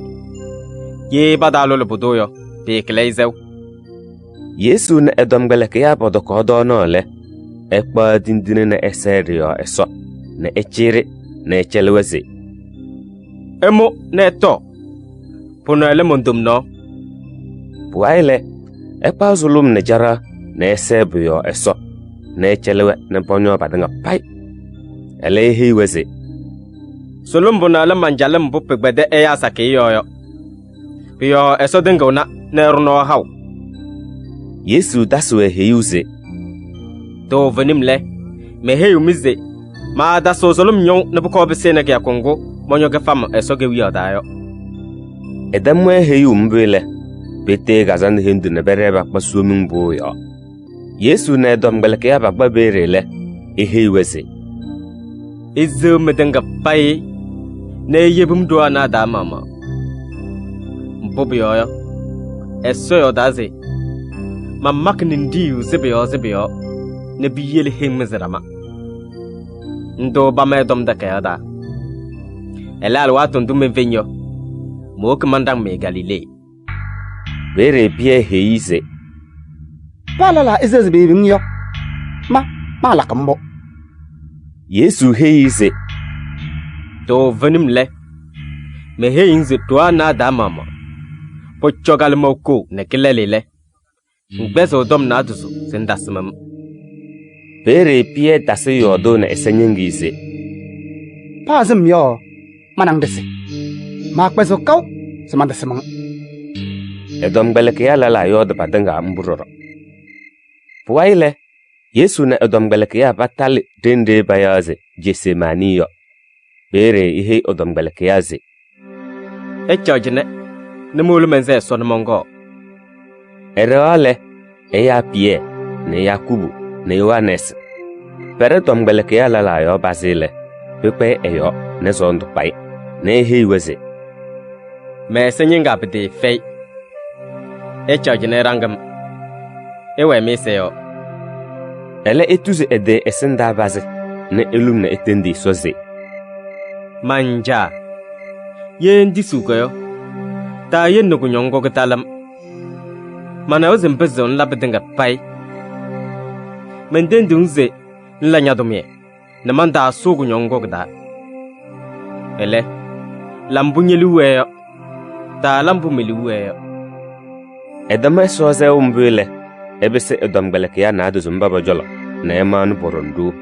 Bere ebos piese. Simo Wendo Ndabezin jani nye se banyi Echani mi se ne se so Pidekembo Egongo so dakoda Eya liweze balambu burewiyo Eleba one ka abezeto Edasa edi duzule Etendi so Ne edasa dom gurum tundu yodo Edasa riso edom beleke ya jolele Emanu porondu roro Badabese pacha ne pesa ne banas beheizwe. Ebese dozirele eboswese. Eurum yo dambo. To. Puma. Leleo. Alwatu dalaze parose yubialo kwe kem lara nisida. Okwe teka tuwe igbamze oruzi benisida yo. Egon na yo. Yesu yodom bele odom beleke ya hunu nale da lelwe bayaze idasiyo ne ya zamana ke bade dale porokasi sigira lesson bola jojo na so sa ne bato lea ne yuda nyima ebe da so sa betinowe yuda seno eba ne Yesu se orosego ekem lara nisde temagado ya zamanga ezamambo elake ne baseme ne bapayo ihiwese Yemu mense no ne mamus elaza yole enule epai etoki diu ne tene. Ede dalale ewole Yesu jolo ne heise. Williu sedu. Ele emus elaza yo bere eyamba ba Yesu. Ele odom beleke ya dale lupezo agrala ne essetti jojana nyodu tumlaru nambango. Bere Yesu baze yambase. Egomma wa ine sesikira lesne beleyo. Mengemin nawe. Mana meri we sora dagya kendenga. Na mawolo Sodom. Ele dakbam. Pela bambuze. Pela ezebama wo Sodom dakayo dayo. Bere edom beleke ya tenga mezerama ne baby. Ele pesa irubu no yedekene etengo ewai. Hubisaw. Biziza sabagba ile ebsauche ne yebugo ne sinda pirinere. Puwa ile pakpa Yesu zubuk ne yuda nyima jojona nyodo de. Dende jojona so sa ne bebe da so sa ne babato le apigbola yo. Pero na ile piewe meloda ne tengo awai. Edale jojona nyodo no edayo le. Ena esodra yo tangya. Pacha no buho yumin. Bere jojona so sa ne dom huya la dinga panyina asiri dinasi poko bejetini Yesu da ne bihui bakwe. Ele pedi hu noyo. Eya saki ubi bejetina eda. Ele podom deka gurumto. Padala la guya ne bejetina edaze. Yo daze yo kusaronga ya mayo. Nero na mo falonga eya ebezoba mayo. Ne gekin na dusu. Hale dom dudio basiri deka gurum diaroro. Puwaile jojona nyodo kwe esing badanga besinda ne bozi Yesu se. Tom do de denga pai ya bani bodonzo nyodayo. Ven na tuzu njusu yawe. Ele Yesu suma josi na to kaw. Bere jojona nyodo no edasi bozu se. Nyale we esole zayo yawe. Nyale so we basangi yo ebialo. Yesu josi se. Dorole medinga pai egon no eobialo. Eja esorundinga du jolo lunike bandeda. Ogonge na uro esomendio eronigom. Jojona nyodo ni Yesu yo dambele. Ekwena echi ejojo tudoko. Sepowole peng nebo se yala lase. Ebe abu weside da sinyeno asiri dinayo. Mi mama enezi mambo ewake sohire yo. Ema zuzwe. Padanga pojo sise. Bere padala la basi Yesu yo do ndato. Ne bohuzu eseyo ne ba maki anguluma ne bobozo ise. Pesi amabang. Waile esora yo danya temi gadanze. Alwa tundut pie weta yo. Teda jojona nyu dutum laro halunyinu noyelwa. Ne mani uhuyomin. Ejone pengle ihe ise. Nyarro ndingo Nazareth du Yesu wai. Bere pie gbesase. Mandana manundun joyo doyo. Waile eli ewole kijanda. Ele kalmo na kuiko. Bere dum laro halinyene no edani no.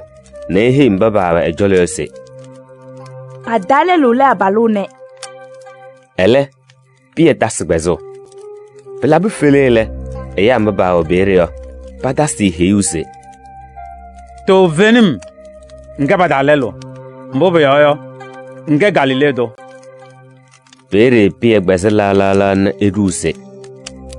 Ne so mandas abaliwe eodo do musone yo.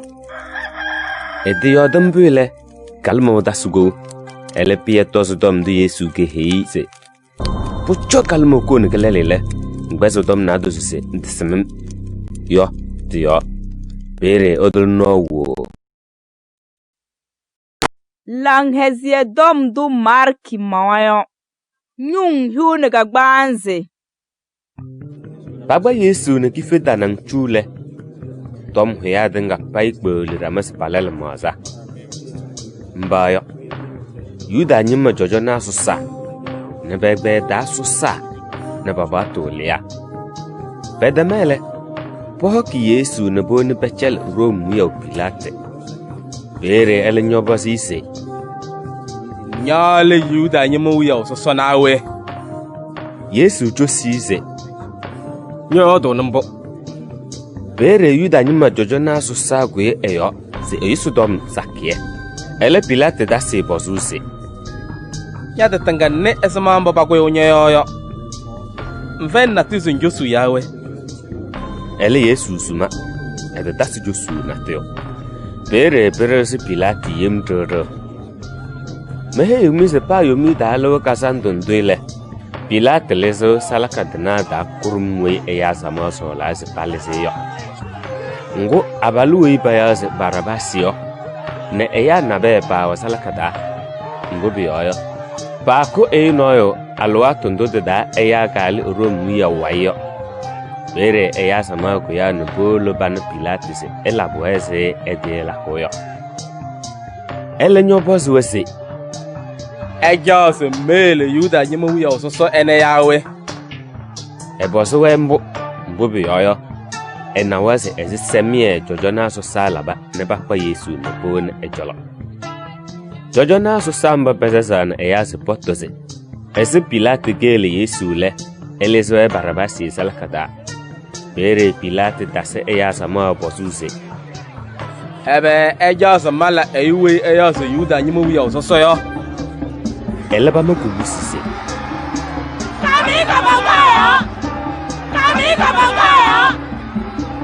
Edaso ebozuse. Ele kwekam bukpem elaba. Ele petes bubusi mabudumse.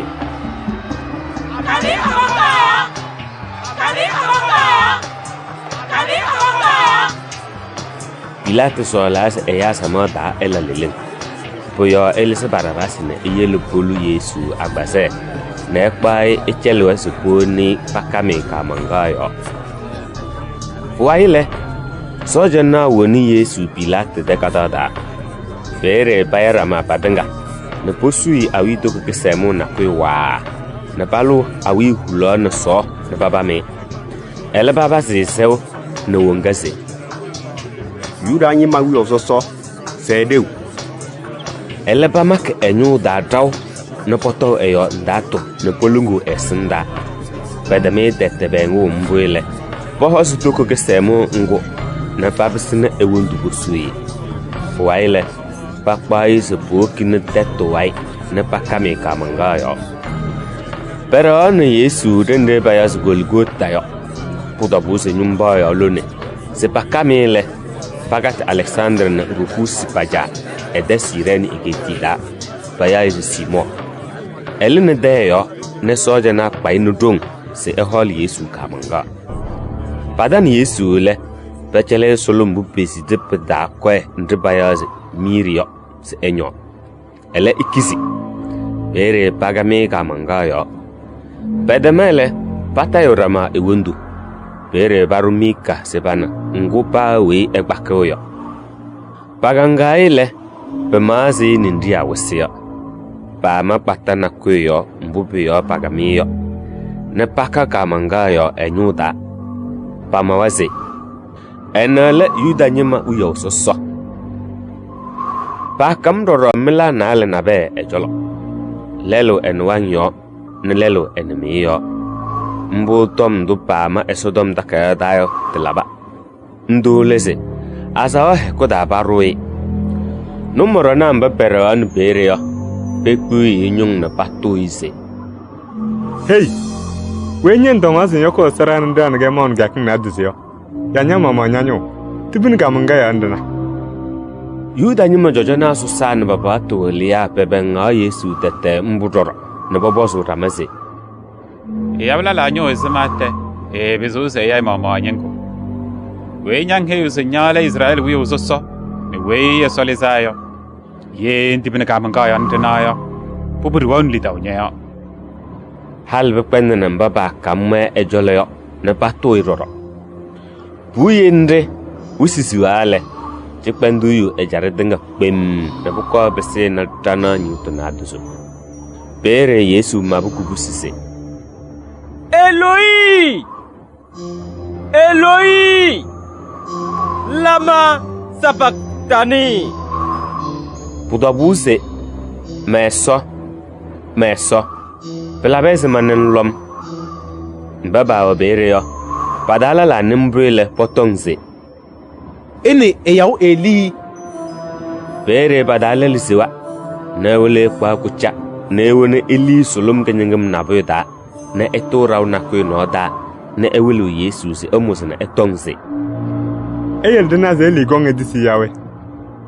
Puaile Yesu makubukadro ne ehe. Alwa tundu diyo pesa songo baka esora dayo.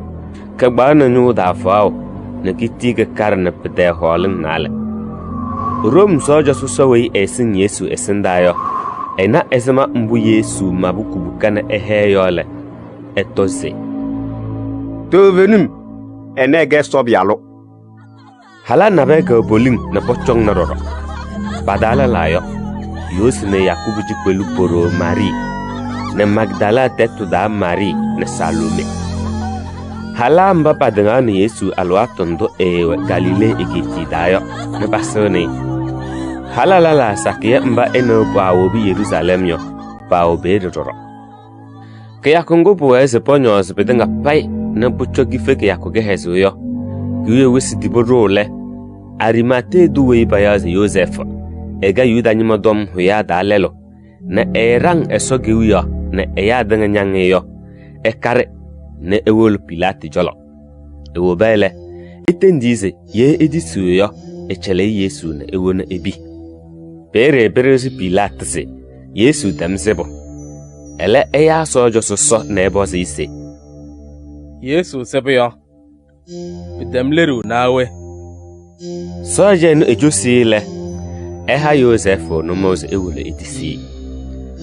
Poile ele ya pesau ke falo ku hulmu nakyo. Ne edisi Yesu na kamanga yo. Ne eha ke geda ne ewone ebi pelau ngo bejese ewa da yo keda. Ne ebilisi bi sosore narie ne ero kuno. Yosi ne Yakubu boro Mari ne Magdala Mari pa wena pochone dende bibinga yo. Lang hezie dom du marki mawayo. Nyung hiune loro. Ke yakoge hezo dawele. Yosi ne Yakubu poro Mari ne Magdala Mari ne Salome polo paya kwa so zinyinde sepo ni pata Yesu yo.